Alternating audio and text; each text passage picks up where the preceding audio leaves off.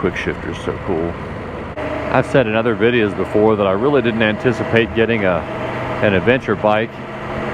They always looked kind of oddball to me, you know, just, I guess I'm just old. Kind of used to an old school kind of look, but they grew on me a little bit. And I kind of started thinking about them a little bit more like I don't know, a Jeep or a Range Rover or something. It's capable, but it looks a little clunkier. I didn't feel the need to replace the original stock. Looked pretty cool, worked okay. I got a lot of wind, but it was a smooth wind and not really turbulent. But we're anticipating some longer treks, so I just thought it would be nice to have a little bit more coverage, and this one provided 3 inches taller coverage, and I still have the movement, of course, so pretty nice, I think.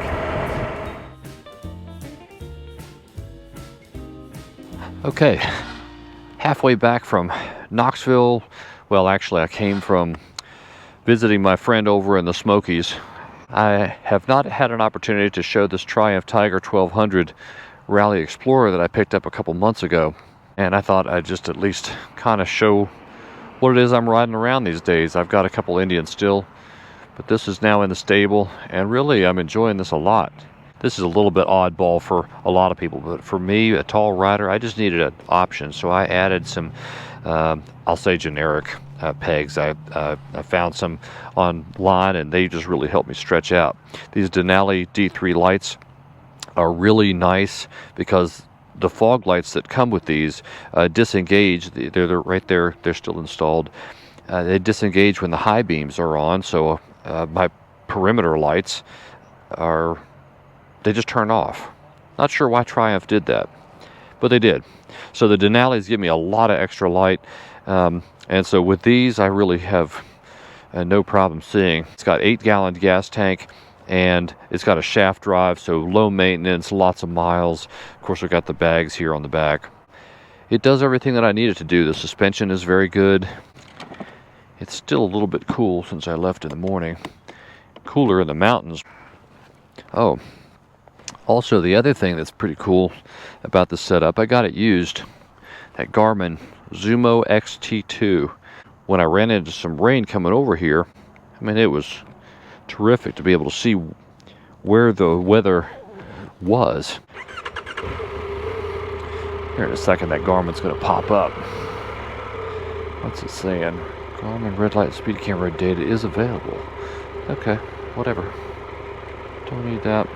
I'm drifting back here, but there is a hill hold assist on this bike, which I like a lot.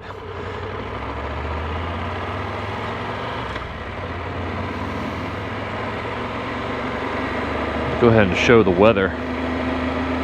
Scroll up. This weather overlay is pretty outstanding. View radar. Bam. I mean, I could see it. Little map. Probably much easier for me to see than by the camera. But it's really, really nice.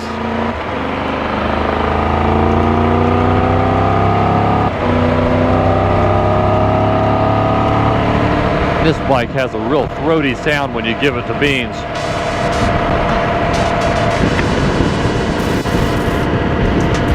Really has no problem getting any power or getting up to speed.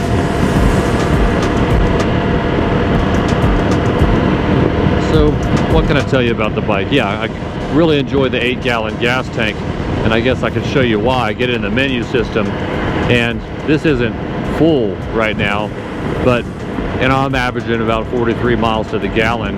But really, if I was not so heavy on the throttle and didn't weigh it down as much as I often do, I could probably get at least 45 to maybe even 50 miles to the gallon, and the range when it's full is 318 or 320, give or take, miles.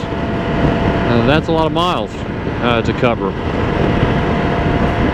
I discovered my need to do that when I went through some reservation territory out in Oklahoma City, or just past, coming from Colorado.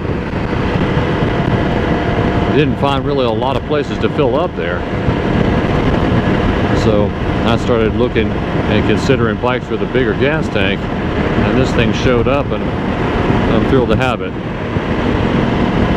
Now, a couple extra wires here that you may see. It's a little sloppy. I haven't really got everything dialed in yet. I've added a little USB power supply up here that just plugs into the bike with a specialized adapter. Don't know what the adapter is called, but a buddy of mine gave me the link, and I didn't really do too much thinking on that. I just grabbed what he grabbed, along with this little phone holder with a vibration dampener. But it's this wire here, this lightning cable, that I actually need to get a 1.5 foot cord that goes from here to here, and I'll be set. So, oh, here's one thing. You see that? That identifies the blind spot. And really, that is not something I went shopping for, but I really like that feature. Keeps me out of trouble before changing lanes, of course. And even if I'm not changing lanes, it just makes me generally aware. So I really appreciate that. One little needle I have about this bike with the stock tires on it, though, is if you can hear that extra roar right now, you probably can't. But there's a very particular roar that starts at 64 and goes to about 74 miles an hour. And I've just found that drone to be a little bit annoying. Now, it's easily overcome by going slower or faster, but that's what I noticed. Oops, going a little quicker than I anticipated here. You know, this has been a pleasant trip to think. I was expecting rain on the forecast when I set out on Thursday. Nothing but rain was expected. And for some reason, I guess the storm just decided to go a different direction. It just wholesale changed.